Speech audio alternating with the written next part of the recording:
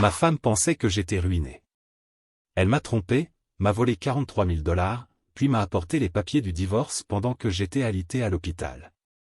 Quand elle a découvert mon héritage de 47 millions au tribunal, mon avocat a lâché une bombe qui a tout changé. D'accord, Reddit. La morphine commençait à peine à perdre son effet quand Madison est entrée dans ma chambre d'hôpital avec son avocat. Pas de fleurs, pas de « comment tu te sens ?» Même pas une inquiétude feinte. Juste ma femme depuis 8 ans, portant un haut de marque impeccable, que je n'avais jamais vu auparavant, et un type en costume qui devait probablement coûter plus que notre mensualité d'hypothèque. C'est ainsi que mon mariage est mort dans une chambre d'hôpital. Et comment le karma est revenu en pleine puissance. Je m'appelle Trevor, j'ai 34 ans, et je travaille comme ingénieur civil depuis 12 ans. J'ai commencé dans une entreprise de taille moyenne à Pasadena juste après l'université. J'ai gravi les échelons jusqu'à devenir chef de projet senior. Un salaire correct, aux alentours de 120 000 $ par an, mais rien d'exceptionnel. La majorité de l'argent partait dans l'hypothèque de notre petite maison de 3 chambres à Glendale, le paiement de mon pick-up et la liste interminable des nécessités de Madison. J'ai grandi dans une famille de classe ouvrière. Mon père était plombier. Ma mère était secrétaire dans une école. Ils m'ont appris la valeur du travail et de l'épargne. Nous n'avions jamais beaucoup, mais toujours assez. Mon père disait souvent, « Fils, l'argent n'achète pas le bonheur, mais la dette achète la misère. » Cette phrase est restée gravée en moi. Mon seul vrai hobby, c'était la menuiserie. J'avais un petit atelier dans notre garage, où je passais mes week-ends à fabriquer des meubles, armoires, tables, étagères. J'ai commencé à 16 ans, en aidant mon grand-père dans son atelier. Il m'a tout appris, des techniques d'assemblage aux finitions du bois. L'odeur du bois fraîchement coupé et la satisfaction de créer quelque chose de ses propres mains, c'est une thérapie qu'on ne peut pas acheter. Certains mecs jouent aux jeux vidéo pour se détendre. Moi, je fabrique des chaises. Madison et moi nous sommes rencontrés au mariage d'un ami commun, il y a 9 ans. Elle était magnifique. Cheveux roux, toujours impeccable, travaillant dans les ventes pour une entreprise de solutions technologiques. La connexion a été immédiate. Elle était confiante, ambitieuse, savait ce qu'elle voulait ou du moins, c'est ce que je croyais. On s'est mariés après 1 an de relation. Une petite cérémonie, rien de luxueux. Ses parents ont payé la plus grande partie. Son père possédait un réseau de concessions automobiles et avait de l'argent à revendre. Nous avons emménagé dans la maison de Glendale environ 6 mois après le mariage. J'avais économisé pendant 3 ans pour payer la compte. J'étais immensément fier quand nous avons récupéré les clés. Les premières années, tout allait bien. Nous avions nos routines, marché bio le dimanche, dîner le vendredi dans des restaurants du coin, road trips en été. Madison soutenait ma carrière ou du moins, elle en donnait l'impression. Elle me posait des questions sur mes projets, fêtait mes promotions, faisait semblant de s'intéresser lorsque je parlais de fondation et de calcul structurel. Aujourd'hui, avec le recul, je vois exactement quand tout a commencé à changer. C'était subtil au début, comme de la peinture qui s'estompe. Vers la 5e année de mariage, Madison a été promue gestionnaire de compte dans son entreprise. Soudain, elle avait des dîners avec des clients, des événements de réseautage, des conférences le week-end. Sa garde-robe est passée de « professionnel basique » marque de luxe partout. Elle a commencé à dire que notre maison était trop petite et que le quartier semblait « fait pour ceux qui commencent la vie ». Elle parlait de collègues qui avaient acheté une maison à Manhattan Beach, ou qui conduisaient des Tesla. Le message était clair, je ne fournissais pas assez. Sans parler du fait que je travaillais 50 heures par semaine sur d'énormes projets d'infrastructure, pendant qu'elle vendait des solutions logicielles. Mais le vrai tournant est arrivé il y a environ 18 mois, décembre 2023, pour être précis. C'est à ce moment-là que Madison est devenue une personne complètement différente. Elle a commencé à travailler tard, toujours les mardis, jeudis et vendredis. Elle envoyait un message vers 17 h disant qu'elle devait finaliser une proposition ou rencontrer un client. Elle ne rentrait pas avant 22 h ou 23 h. Parfois encore plus tard.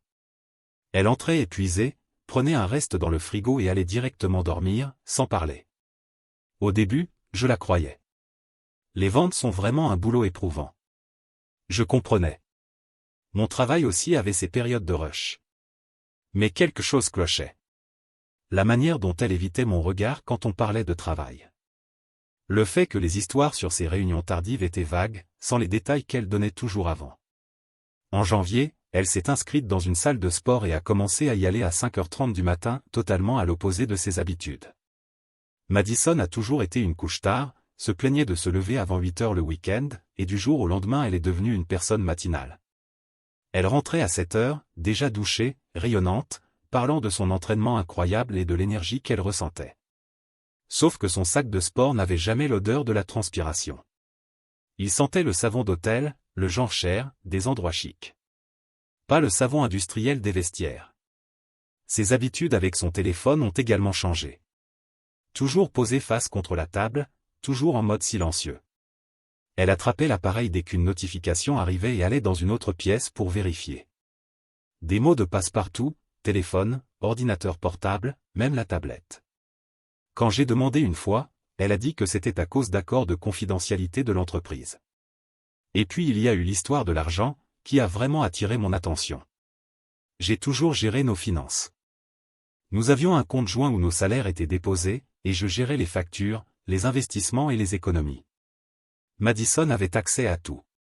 Elle ne prenait simplement jamais la peine de regarder les relevés ou de suivre les dépenses. Ça, c'est ton truc, disait-elle. En février, j'ai remarqué quelque chose d'étrange en examinant nos relevés mensuels. Des retraits en espèces. 200$ ici, 5 cents là, 3 cents dans un distributeur de l'autre côté de la ville que je ne connaissais même pas. Quand j'ai tout additionné, elle avait retiré presque 8000$ en 3 mois. C'est quoi ça, ai-je demandé un soir, en lui montrant le relevé pendant que nous dînions. Elle a à peine levé les yeux de son téléphone. Ah, je prends un peu de cash pour les déjeuners et tout. Ma carte n'arrête pas d'être refusée dans un endroit près du bureau que j'aime bien. Cela n'avait aucun sens. Nos cartes n'avaient jamais été refusées. Nous avions un excellent crédit et largement assez de fonds. Et surtout, 8000$ en déjeuner. Cela faisait plus de 2600$ par mois. Personne ne dépense autant en salade à emporter. Mais je n'ai pas insisté. Ce fut ma première erreur. Lui accorder le bénéfice du doute alors que mon instinct hurlait que quelque chose clochait gravement. En mars, je ne pouvais plus ignorer les signes. Les soirées de travail tardives, les matinées à la salle de sport, la nouvelle garde-robe qui continuait à apparaître, les retraits mystérieux, la façon dont elle sursautait presque dès que son téléphone vibrait, tout pointait vers la même conclusion évidente. Alors j'ai fait ce que n'importe quel mari suspicieux ferait en 2025. J'ai attendu qu'elle entre sous la douche, un samedi matin, et j'ai pris son téléphone sur la table de nuit. Je connaissais le mot de passe, je l'avais vu le taper des mois auparavant. 0624, l'anniversaire de sa mère. Le téléphone s'est déverrouillé et mon monde s'est effondré en environ 30 secondes. Des messages avec quelqu'un enregistrés comme « BHWork ». Des centaines, depuis octobre. Je faisais défiler l'écran avec les mains tremblantes, le cœur battant si fort que je pouvais l'entendre. J'ai hâte de te voir jeudi. Même endroit que la dernière fois. Ce que tu fais avec tes mains me rend fou. J'ai dit à Trevor que je travaillerais tard ce soir. On a jusqu'à minuit au minimum. J'ai ressenti une nausée physique. J'ai continué à faire défiler. Je n'arrivais pas à m'arrêter. J'ai trouvé des photos. Madison est un homme que je n'avais jamais vu, allure professionnelle, probablement dans la quarantaine, costume coûteux, sourire confiant. Eux dans des restaurants que je reconnaissais, dans ce qui ressemblait à des halls d'hôtel, dans sa voiture. Sa main sur son visage dans une photo, son bras autour de sa taille dans une autre, les deux en train de s'embrasser dans un parking. L'eau de la douche s'est arrêtée. Rapidement, j'ai pris des captures d'écran avec mon propre téléphone, enregistrant le maximum possible avant qu'elle ne sorte. J'ai remis son téléphone exactement à la même place sur la table de nuit. Quand Madison est sortie de la salle de bain, essuyant ses cheveux, j'étais assis sur le lit en faisant semblant de lire des actualités sur mon portable.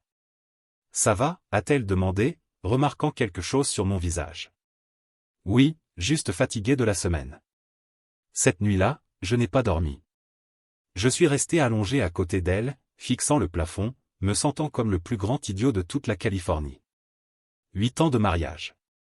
J'avais construit des meubles sur mesure pour notre maison, planifié tout notre avenir, lui avais fait entièrement confiance et elle me mentait systématiquement depuis au moins 5 mois, au minimum. Le lendemain matin, dimanche, j'ai appelé un ami de fac, Owen. Il était passé par un divorce brutal 2 ans auparavant. Il savait exactement comment ce genre de situation fonctionnait. Elle me trompe, ai-je dit pendant que nous prenions un café dans un restaurant près de mon bureau. Nous nous étions rencontrés tôt, avant que Madison ne se réveille. Je lui ai montré les captures d'écran. Owen a tout regardé, la mâchoire serrée. Frère, je suis désolé. C'est lourd. Mais tu dois tout documenter avant de la confronter. Relevé bancaire, registre téléphonique, tout ce que tu peux. Et il te faut un bon avocat, genre, dès maintenant. Je ne sais même pas par où commencer. Je vais te donner le contact de mon avocate, Catherine Miller. Elle est dure, elle connaît la loi californienne comme personne et elle ne plaisante pas. Mais Trevor, ne laisse rien paraître pour l'instant. Continue d'agir normalement jusqu'à avoir tout enregistré. Fais-moi confiance. J'ai passé les 2 semaines suivantes à rassembler des preuves en silence tout en faisant semblant que tout allait bien. J'ai demandé des copies de tous nos relevés des 18 derniers mois. J'ai téléchargé toutes les transactions de la carte de crédit. J'ai pris d'autres captures d'écran chaque fois que Madison laissait son téléphone sans surveillance, ce qui arrivait plus souvent qu'on ne l'imagine. Elle s'était sentie en sécurité. Trop en sécurité. Le tableau financier devenait de plus en plus sombre à mesure que j'avançais. Elle ne se contentait pas de retirer de l'argent récemment. Les retraits remontaient à avril de l'année précédente. Total accumulé, 43 600 $. Plus de 43 000 $ retirés systématiquement de notre compte joint. Puis j'ai trouvé quelque chose qui m'a complètement détruit l'estomac. Un relevé d'un compte que je n'avais jamais vu. Il était tombé de son sac de travail quand je l'ai fouillé à la recherche de mes lunettes de soleil, un après-midi. Compte épargne conjoint ouvert en avril 2024. Titulaire, Madison Patterson et Blake Harrison. Blake Harrison. BH Work. J'ai immédiatement cherché le nom sur LinkedIn. Vice-président des ventes chez Maverick Solutions, l'entreprise de Madison. Marié, 2 enfants, vivant à Calabasas, dans une grande maison d'après les photos de son profil. Ce type était son patron. Et ils avaient un compte bancaire secret ensemble. J'ai appelé notre banque pour vérifier les détails du compte que j'avais trouvé. Le relevé indiquait un solde de 43 600 $. Chaque cent retiré de notre compte joint par Madison au cours des 14 derniers mois avait été déposé directement dans ce compte secret qu'elle partageait avec son amant. C'est là que j'ai compris qu'il ne s'agissait pas simplement d'une liaison. C'était planifié, calculé, stratégique. Ils construisaient un fonds d'ensemble, se préparaient à quelque chose. J'avais besoin d'un avocat immédiatement. Owen m'avait recommandé Catherine Miller, l'avocate qui l'avait aidé à traverser son propre divorce. Elle avait la réputation d'être minutieuse, agressive quand nécessaire, et redoutable devant les tribunaux. J'ai appelé son cabinet lundi matin et j'ai obtenu un rendez-vous pour mercredi.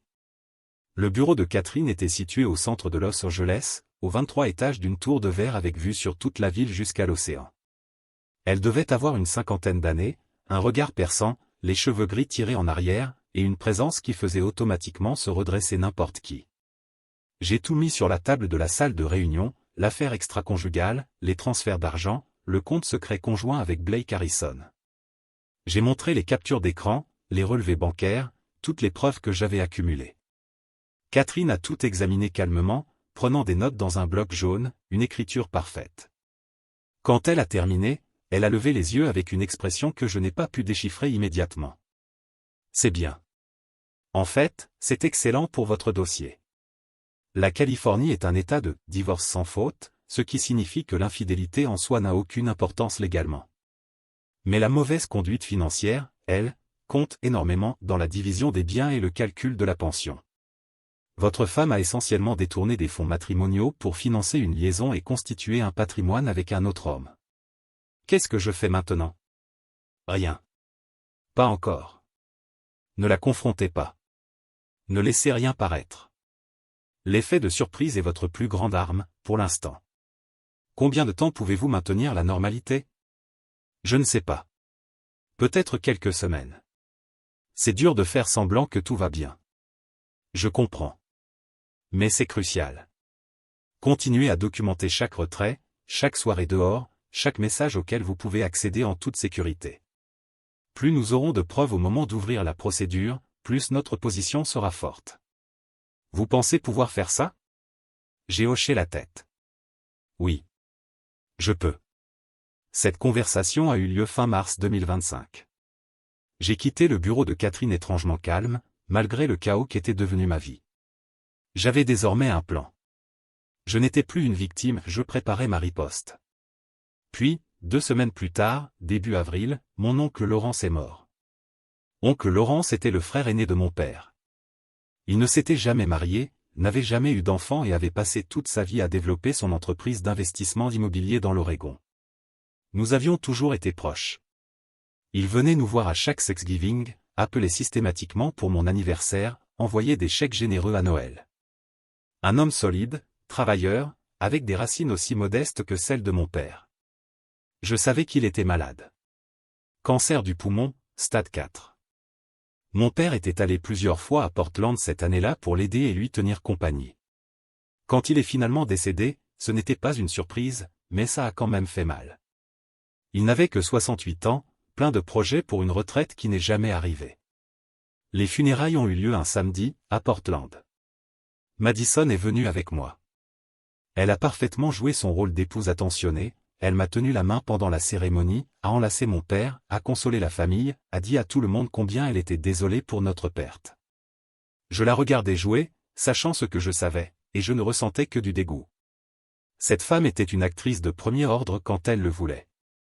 Environ une semaine après les funérailles, j'ai reçu un appel de l'exécuteur testamentaire de l'oncle Laurence, un avocat nommé Donald Wright, d'un cabinet à Portland. Trevor, je vous appelle concernant les biens de votre oncle. Vous êtes désigné comme bénéficiaire principal dans son testament. Je pensais que ce serait quelque chose de modeste. Peut-être quelques milliers de dollars à mettre de côté, quelque chose dans ce genre-là. Il l'avait déjà évoqué.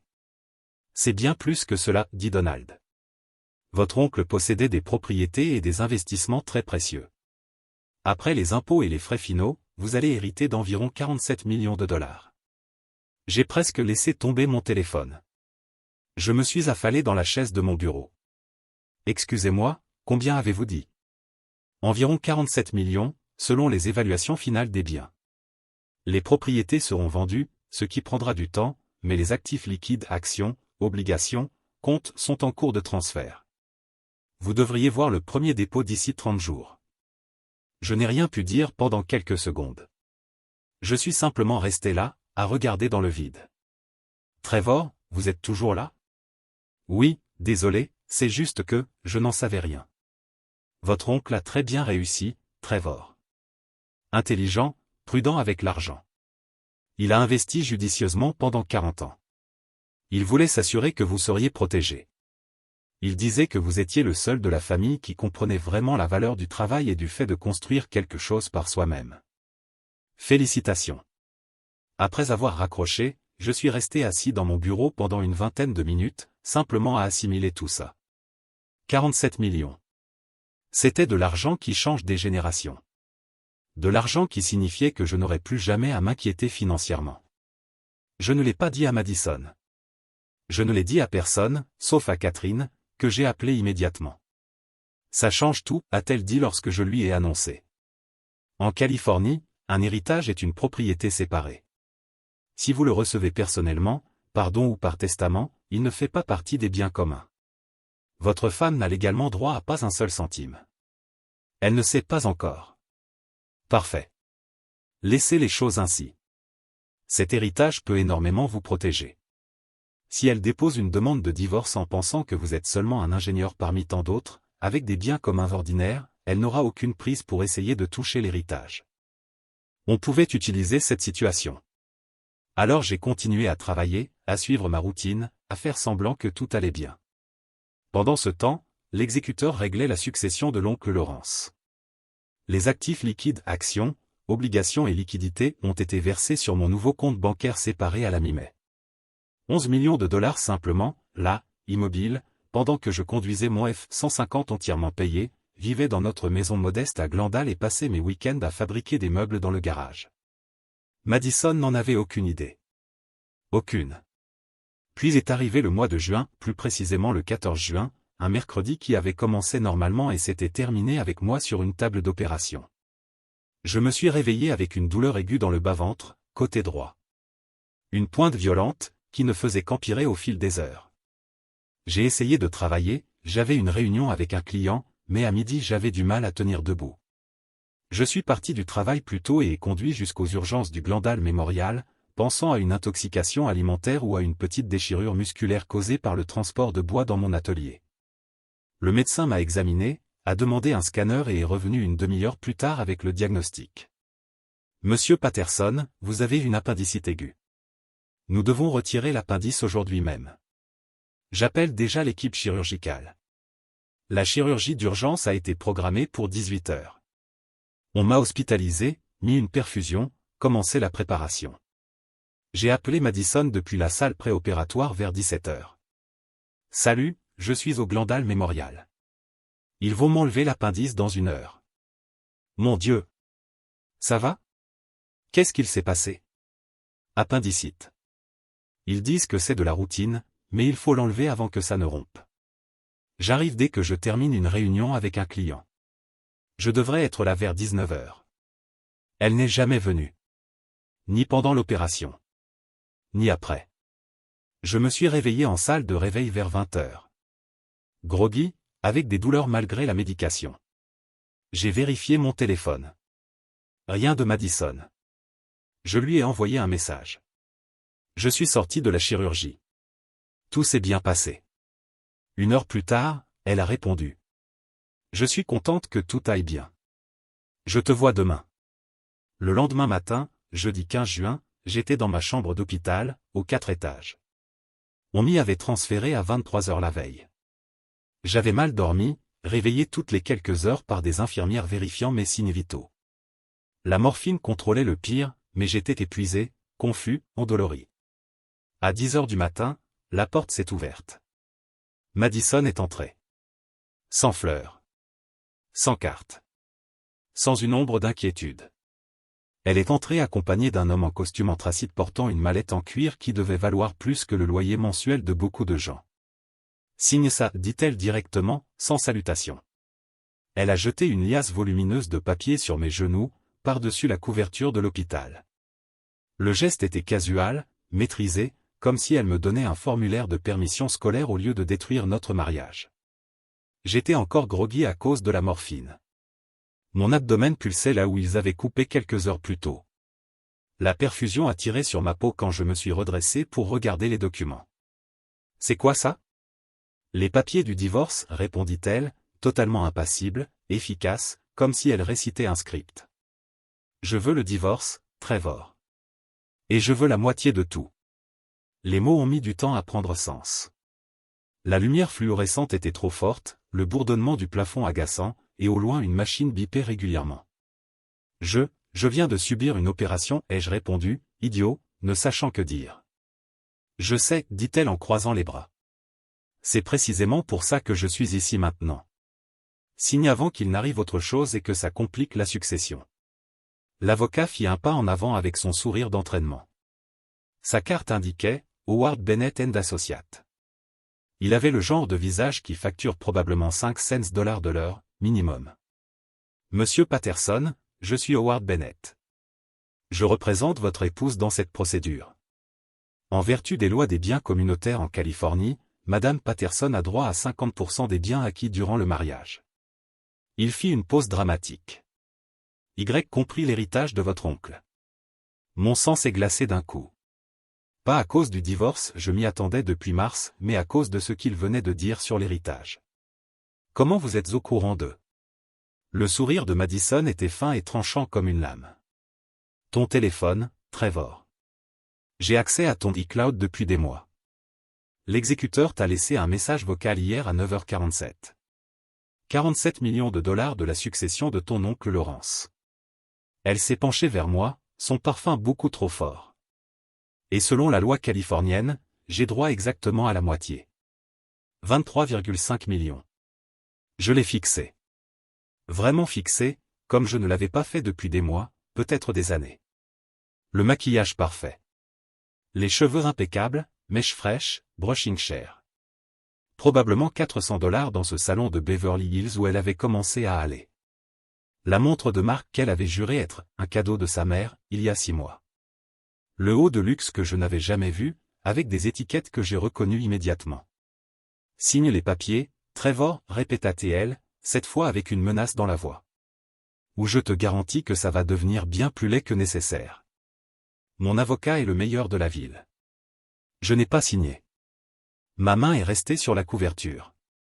Le stylo est resté intact, à côté de la pile de documents. Parfait, dit-elle, irritée, en arrachant les papiers d'un geste sec. On se voit au tribunal.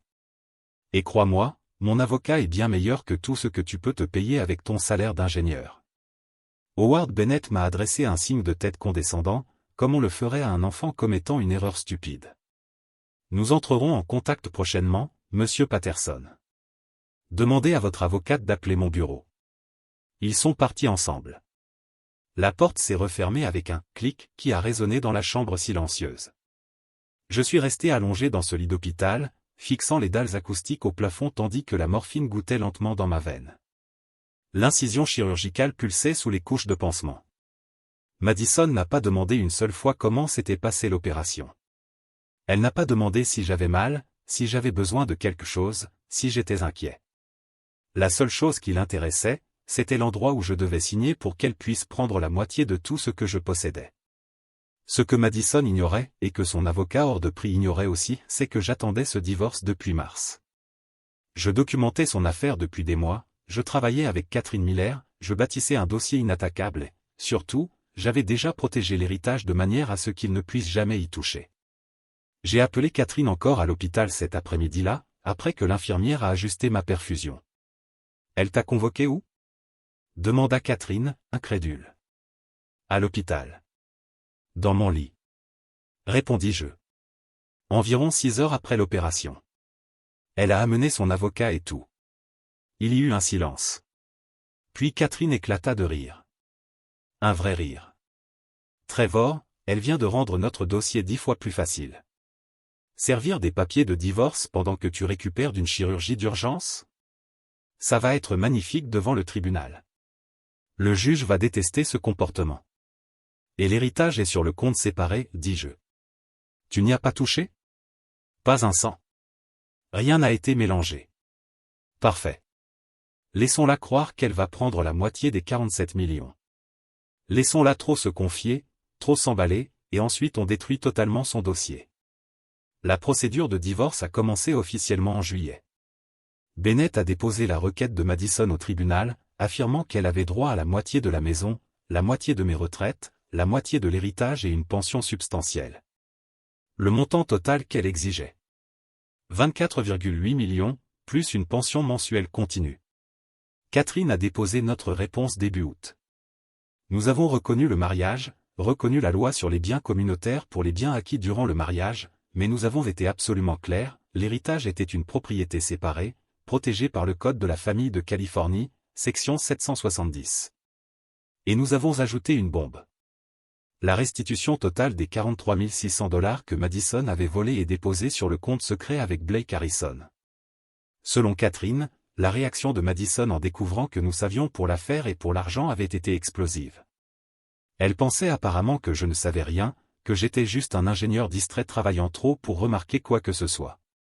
Bennett a essayé d'affirmer que les transferts étaient des décisions conjointes et que j'étais parfaitement au courant du compte séparé. Catherine a répondu d'une précision chirurgicale.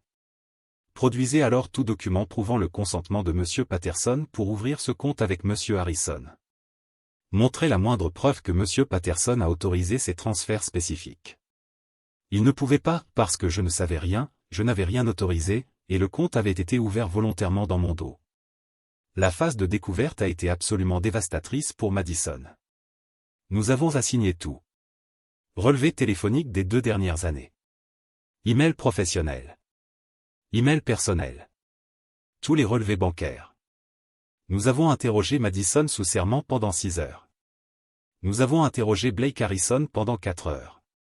Nous avons construit méthodiquement un dossier montrant un détournement volontaire et systématique de fonds matrimoniaux, ainsi qu'une liaison extra-conjugale de longue durée avec son superviseur marié.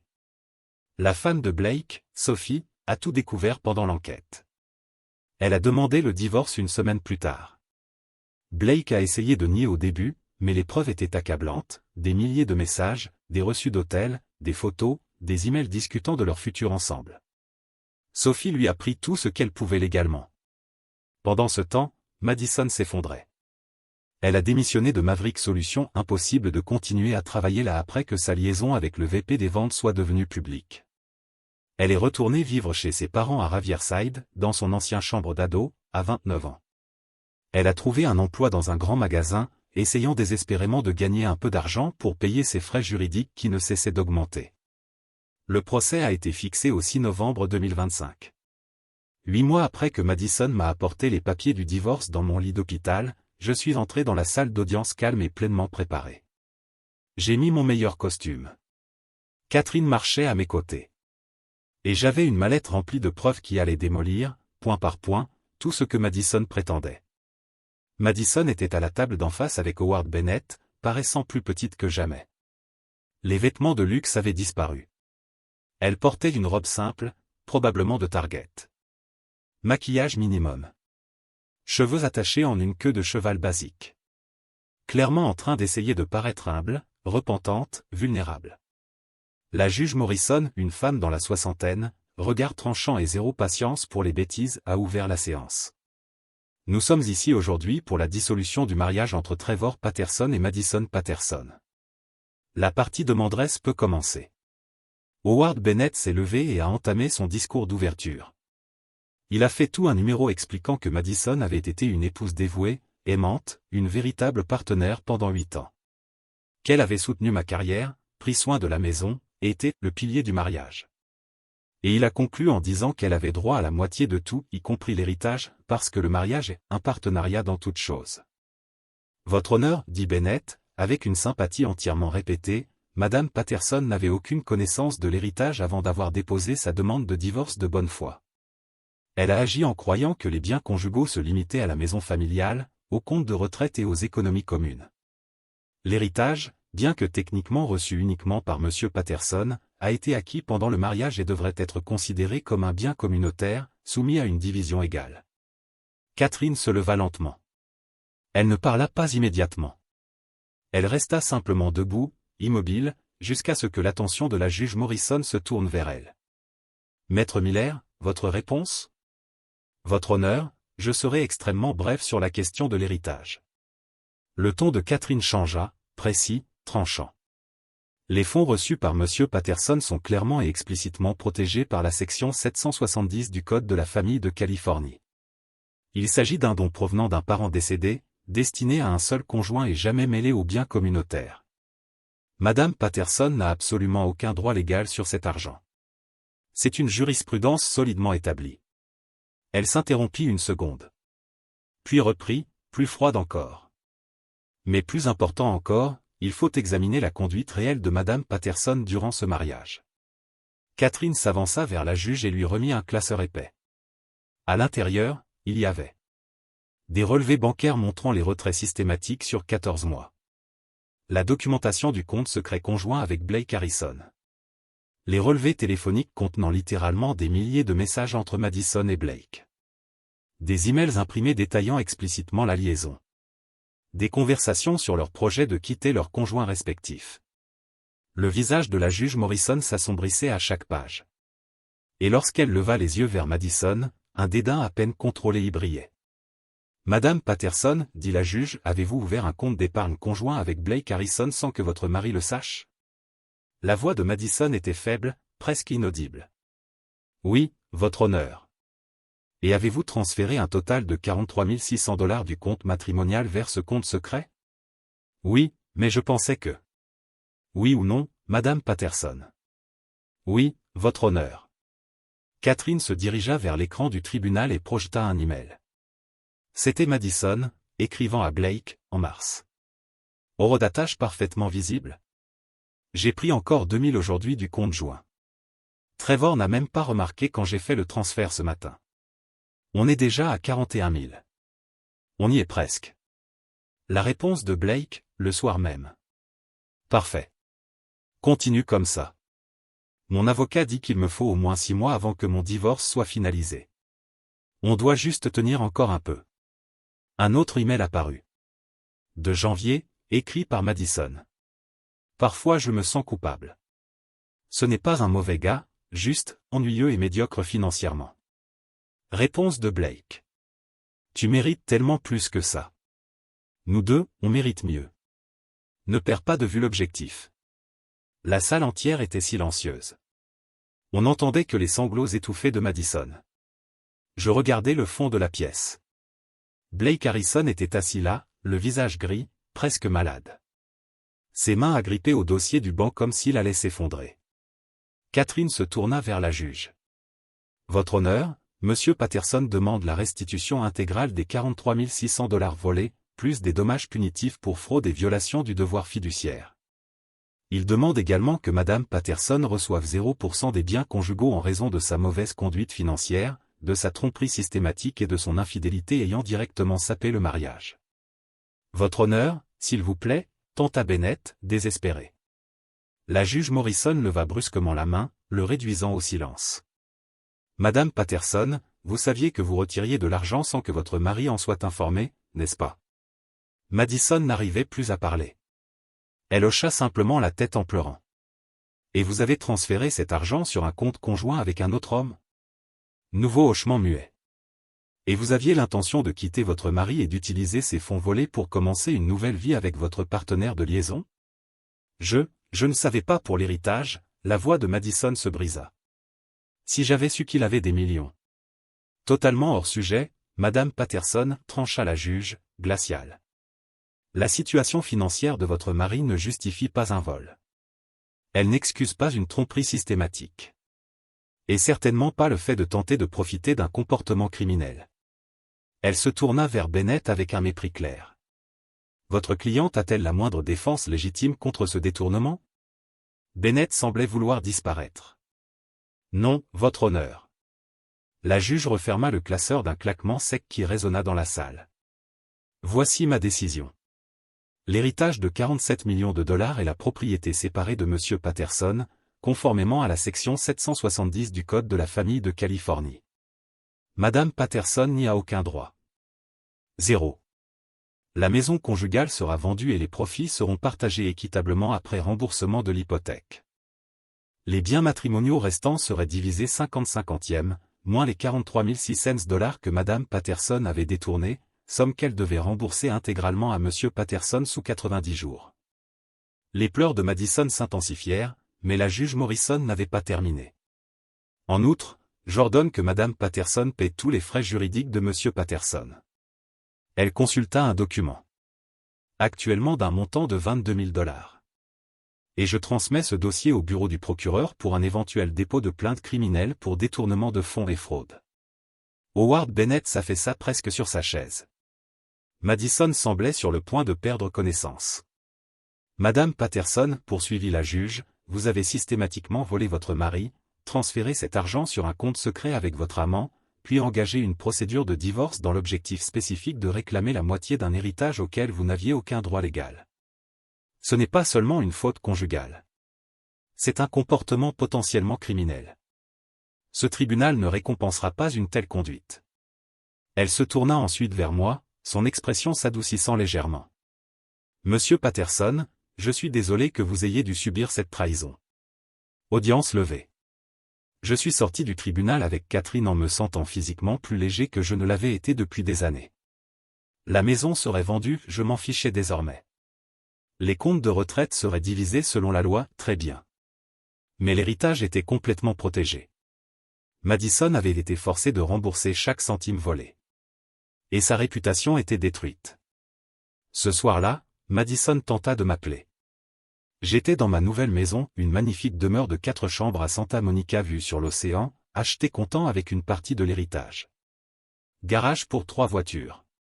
Un immense jardin. Et un atelier de menuiserie 2 fois plus grand que mon ancien. Quand l'écran du téléphone s'illumina avec son nom, je laissai sonner. Elle appela 6 fois. À la 7e, je décrochai. Trevor, s'il te plaît, sa voix était brisée, rauque d'avoir trop pleuré. S'il te plaît, je suis tellement désolé. Je ne savais pas. Je ne comprenais pas que l'argent venait d'avant le mariage. On peut arranger ça. On peut tout recommencer. Non? S'il te plaît, Trevor. J'ai fait une horrible erreur. Blake m'a manipulé. Il disait qu'on avait besoin d'argent pour commencer notre vie ensemble. J'étais confuse, j'avais peur. Tu as volé 43 000 $ en 14 mois. Tu as eu une liaison pendant au moins 7 mois. Et tu es venu à mon lit d'hôpital, un jour après une chirurgie d'urgence, pour me remettre des papiers de divorce. J'avais peur. Je croyais que tu me cachais de l'argent. Je ne cachais rien, Madison. Tu n'as jamais demandé. Tu étais trop occupé à planifier ta fuite avec Blake et à voler notre argent pour financer ça. Silence au bout du fil. Trevor, je t'en supplie, ne les laisse pas me poursuivre au criminel. Je vais rembourser chaque centime. Je signerai tout ce que tu veux. Juste, s'il te plaît. Tu suppliais aussi dans les hôtels avec Blake? Tu suppliais quand tu dépensais mon argent en vêtements de luxe et en mèches chez le coiffeur? Ce n'est pas juste. Tu as raison. Ce n'est pas juste. Mais c'est exactement ce qui s'est passé. Je raccrochais. Je bloquais son numéro.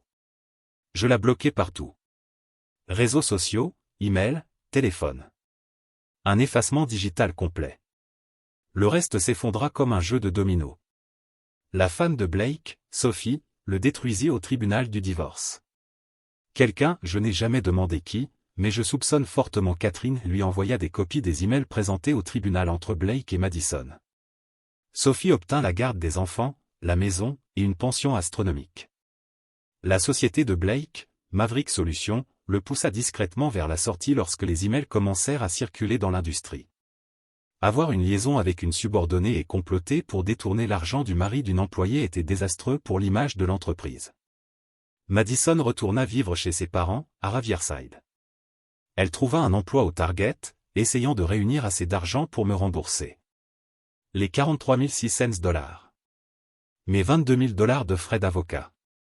Et ses 31 000 $ de frais d'avocat à elle. Près de 100 000 $ de dettes. Le bureau du procureur ouvrit une enquête, mais décida de ne pas inculper. Preuves insuffisantes d'intention criminelle, dirent-ils officiellement. En privé, l'enquêteur confia à Catherine que c'était plutôt par manque de ressources, ils avaient des dossiers plus urgents. Je n'ai pas poussé à l'inculpation. La vie de Madison était déjà suffisamment ruinée. Blake cessa de répondre à ses appels désespérés environ un mois après le jugement. J'appris, par Owen, qu'il apprit via quelqu'un d'autre que Blake avait dit à Madison qu'il ne pouvait pas être avec quelqu'un d'aussi irresponsable et stupide.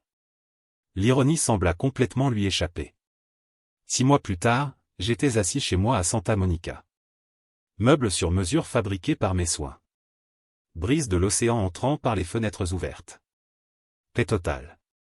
Quand je reçus un message sur LinkedIn de Blake Harrison. J'espère que tu es content. J'espère que tu as détruit 2 vies pour de l'argent que tu n'as même pas gagné. Madison t'aimait vraiment et tu l'as jeté comme une ordure pour une erreur. J'espère que cet argent te réchauffe la nuit, parce que tu mourras seul. Je suis resté longtemps à regarder le message. Puis j'ai écrit. Je n'ai détruit aucune de vos vies. Vous l'avez fait vous-même entièrement par vos propres choix. J'ai seulement fait en sorte que vous ne profitiez pas de vos choix. Et, pour être clair, je n'ai jamais jeté Madison à la poubelle. C'est elle qui m'a jeté au moment où elle a décidé que 47 millions de $ valaient plus que 8 ans de mariage et de partenariat.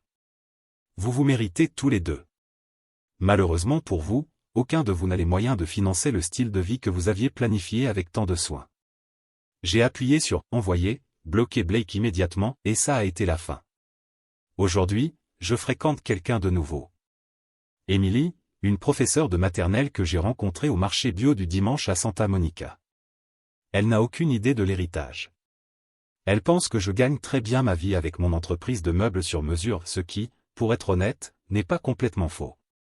On y va doucement, on construit quelque chose de vrai, basé sur une honnêteté totale, et non sur des suppositions et des mensonges. Owen vient toujours à nos soirées poker hebdomadaires, avec quelques autres amis de l'université. On joue dans mon atelier, entouré de sueur et de l'odeur du vernis, pendant que je raconte mes derniers projets de menuiserie. Tu veux savoir le plus fou?